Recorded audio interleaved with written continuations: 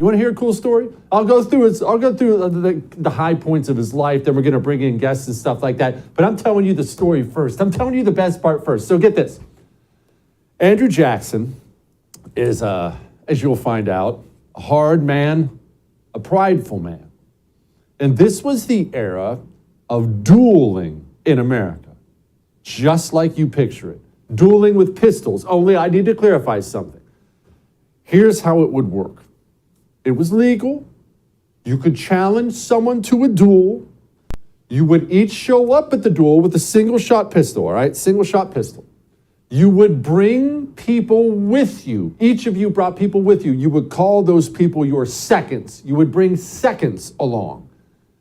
Lots of times, if you showed up at the duel, because you're showing up to shoot each other, you won't have to shoot each other. And this is how it would go sometimes. Sometimes you would show up, we've agreed, my honor has been besmirched, let's fight to the death. And then the seconds would get together and say, hey, they showed up. The showing up was the brave part. Let's not let anybody die here. Let them fire their guns in the air or intentionally miss. They would fire them into the ground or beside each other. Lots of times that's what would happen, but not all the time.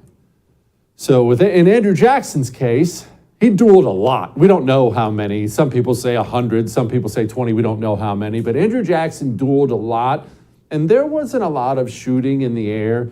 If Andrew Jackson showed up to duel you, you better be ready to dance. And there was this guy. This guy was the deadliest dueler around. Dickinson was his name, Charles Dickinson. And he had killed 27 people by the time he ran into Andrew Jackson at a duel. Some people say 26. I can't find an accurate number. It's 26 or 27. It's a lot. He was the best. Everyone knew it. The fastest, the most accurate. You show up to duel with Dickinson, you're going to die. Well, Dickinson insulted Andrew Jackson. Insulted him was about a gambling dad, said something about his wife. But either way, Andrew Jackson was insulted and challenges the deadliest man to a duel. I didn't say Dickinson challenged Jackson. Jackson challenged Dickinson. Jackson knows that he can't win. He knows that he can't be fastest. That's what he knows. So what does he do? Does he bow out? Does he say, hey, can we work this out?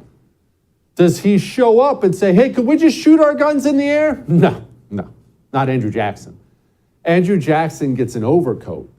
He re-sews the buttons on the overcoat, and he gets an overcoat that's way too big for him and puts it on his body so that Dickinson will have a very difficult time figuring out where Andrew Jackson's heart is when he shoots him in the chest.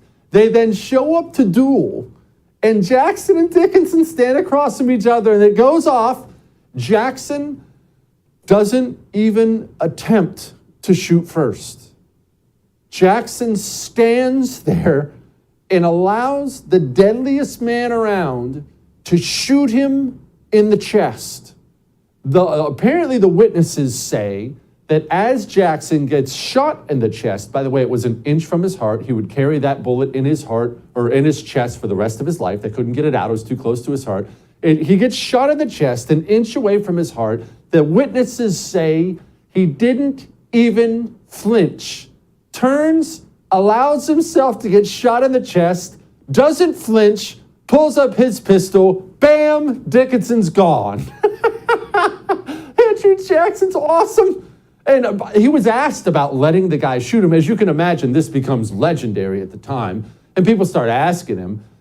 And people say, you didn't even flinch? Why didn't you flinch? And Jackson, I'm paraphrasing here, but Jackson gives him a quote that basically says, he could have shot me in the head and I still would have killed him.